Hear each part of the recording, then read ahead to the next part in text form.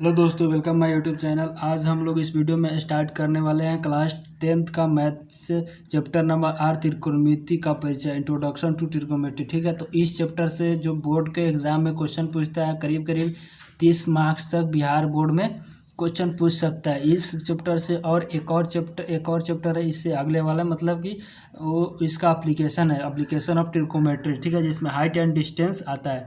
तो इस चैप्टर से करीब करीब 30 मार्क्स तक क्वेश्चन पूछ देता है, ऑब्जेक्टिव और सब्जेक्टिव दोनों लेकर। ठीक है, तो हम लोग इसी चैप्टर को आज स्टार्ट करेंगे। चैप्टर नंबर 8 है, जिस चैप्टर का नाम है त्रिकोणमिति इंट्रोडक्शन। तो इसका इंट्रोडक्शन मतलब कि सबसे पहले यहाँ लिखेंगे त्रिकोणमिति। त्रिकोणमिति मतलब क्या होता है, त्रिकोणमिति। ठीक है, तो यहाँ हम लिखे त्रिकोणमिति, नामे है त्रिकोणमिति। ठीक है, तो त्रि मतलब क्या होता है, अकोण, एंड मिति।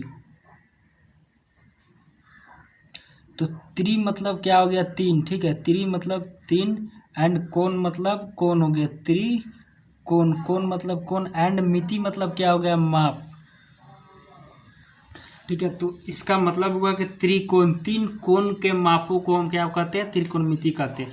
क्योंकि तीन यहाँ पे ये तीन हो गया, और कोण मतलब जो कोण आता है ये वाला कोण, जैसे कि ये त्रिभुज बनाए, इसमें तीन कोण है, 1 2 एंड 3, ये तीन कोण है। तो तीन कोण के माप मतलब ये तीनों कोणों को माप को हम क्या कहते हैं, त्रिकोणमिति कहते हैं। ठीक है, तो अब हम जानेंगे त्रिकोणमिति का जो सिंपल परिभाषा। इसी त्रिभुज के तीनों कोणों को माप को त्रिकोणमिति कहते हैं। अब इसके आता है एक टॉपिक का नाम है त्रिकोणमिति श्रित, यानी कि ट्रायगोनोमेट्रिक फंक्शन। अभी इसको हम जानेंगे ट्रायगोनोमेट्रिक फंक्शन किसे कहते हैं, मतलब कि तो वो पहले लिखेंगे, उसके बाद हमको समझाते हैं।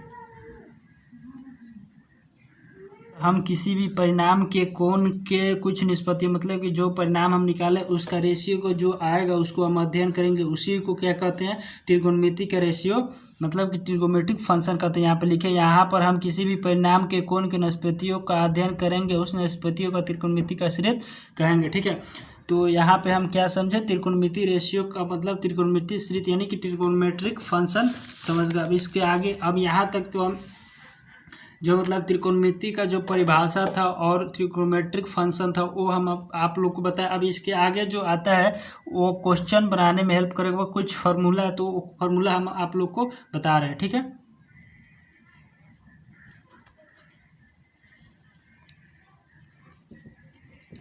सबसे पहले जो फॉर्मूला आता है वो आता है त्रिकोणमितिक रेशियो, त्रिकोणमिति अनुपात। मतलब त्रिकोणमिति अनुपात होता क्या है वो हम समझेंगे।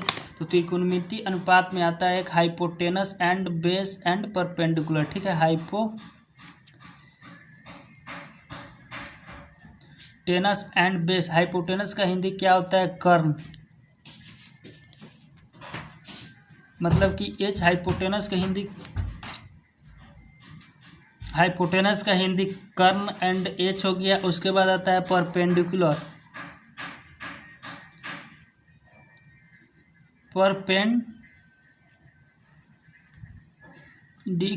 ठीक है, परपेंडिकुलर का जो हिंदी होता है लंब, जिसको हम लोग पी से डिनोट करते हैं। उसके बाद मेरा आता है बेस, जिसका हिंदी होता है आधार, जिसको हम लोग बी से डिनोट करते हैं। ठीक है, तो यहाँ पे हम लिखो हाइपोटेनस कर्ण, यानी कि एच, और परपेंडिकुलर लंब यानी कि पी, एंड बेस आधार यानी कि बी। मतलब कि हाइपोटेनस को एच से डिनोट करते हैं, परपेंडिकुलर पी से, एंड बेस को बी से डिनोट करते हैं। जो हम लोग क्वेश्चन जब बनाएंगे तो उसमें एच ही उपयोग करेंगे, ये वाला एच उपयोग करेंगे, ये वाला पी उपयोग करेंगे, ये वाला बी। तो एच जब उपयोग करेंगे तो आप लोग समझ जाएंगे कि कर्ण उपयोग हो रहा है, और पी जब उपयोग करेंगे तो आप लोग समझ जाएंगे जो लंब उपयोग हो रहा है, और जब बेस उपयोग करेंगे, बी जब उपयोग करेंगे तो आप लोग समझेंगे कि हम लोग क्या यूज कर रहे हैं, बेस यूज कर रहे हैं, मतलब कि आधार यूज कर रहे हैं। तो अब हम इसको एक त्रिभुज के माध्यम से समझेंगे कि कर्ण कौन सा है और लंब और आधार कौन है। ठीक है, तो यहाँ पे हम एक त्रिभुज बनाए, और एक त्रिभुज बनाने के बाद इसमें हम इसका नाम दे देते हैं ए, एंड इसका बी, एंड ये सी हो गया। तो ये मेरा 90 डिग्री का एंगल है। ठीक है, तो ये मेरा लंब।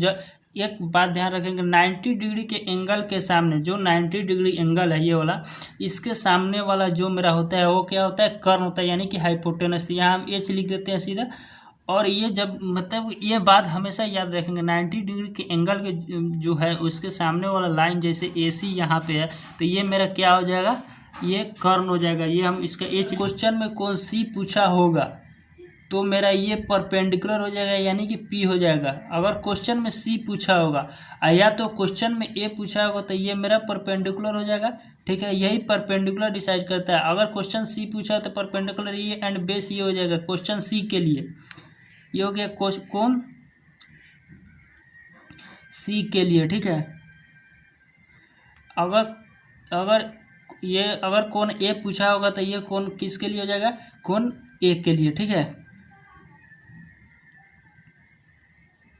कौन A के लिए। ठीक है, तो आप तो समझ गए जो हाइपोटेनस ये फिक्स है परपेंडिकुलर और बेस में मेरा चेंज होते रहता है। कौन A पूछा तो परपेंडिकुलर ये, कौन अगर A पूछा तो परपेंडिकुलर A हो जाएगा, ये हो जाएगा। कौन C पूछा तो परपेंडिकुलर मेरा ये हो जाएगा। ठीक है, तो यहाँ cos tan। ठीक है, तो साइन cos tan के बारे में हम समझेंगे।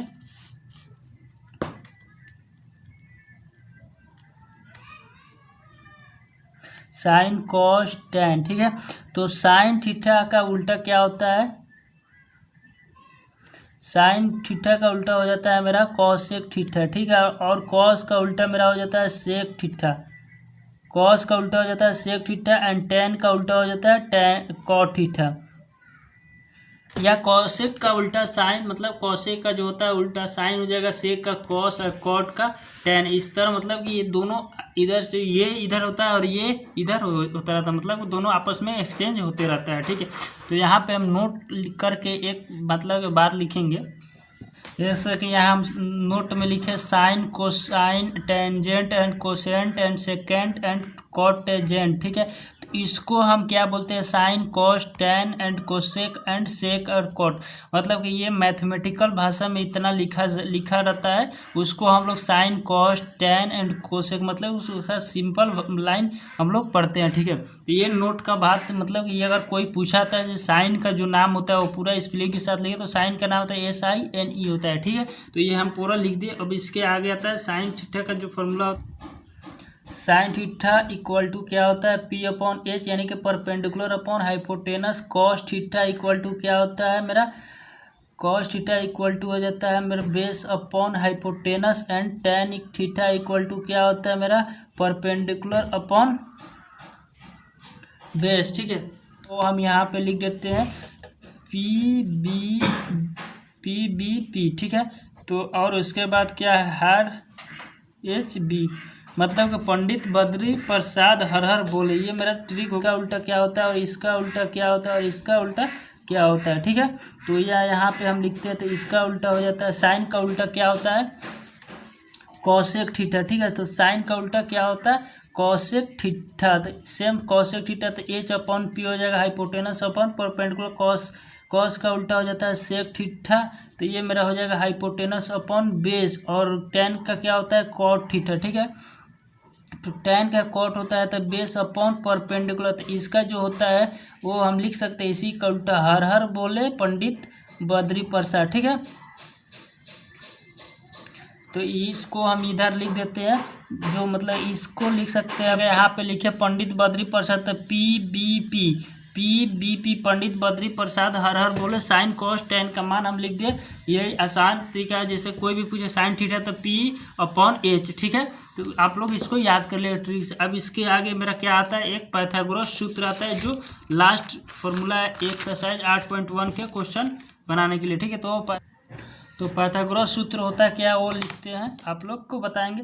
H स्क्वायर इक्वल टू होता है P square plus B square. ठीक है, मतलब कि hypotenuse square plus perpendicular square plus hypotenuse square equal to perpendicular square plus base square. तो इसको इस तरह लिख सकते हैं H equal to root under P square plus B square, क्योंकि ये स्क्वायर है तो इधर आके मेरा रूट हो जाएगा, इधर गुना रहता है इधर भागा हो जाता है, इसी तरह ही हो जाएगा। अगर हमको ये P निकालना हो तो यहाँ पे लिखेंगे P square equal to H square minus B square हो जाएगा, क्योंकि ये प्लस है तो इधर जाके मतलब ये प्लस मतलब ये P यहीं के यहीं रह गया। मतलब देखिए यहाँ P का रहा P स्क्वायर, ये B आके इधर माइनस हो जाएगा तो ये हो गया। फिर P इक्वल टू क्या हो जाएगा root under H square minus B square. ठीक है, अगर हमको ये वाला अगर हमको बी निकलना है तो B square equal to H square minus P square हो जाएगा। फिर यहाँ पे बी इक्वल टू हो जाएगा root under H square minus P square. ठीक है, तो पाइथागोरस सूत्र मतलब कि ये मेरा हो गया 1 और 2 एंड 3 पाइथागोरस सूत्र होता है। तो एक्सरसाइज 8.1 के लिए जो भी उपयुक्त को मतलब वो फार्मूला था वो हम इस वीडियो में आप लोग को पूरा बताएं। ठीक है, तो अगर वीडियो अच्छा लगा हो तो चैनल को सब्सक्राइब करना ना भूलो और लाइक करना भी ना भूले और अपने दोस्तों में शेयर करें ताकि वो भी देख ले। ठीक है, थैंक यू।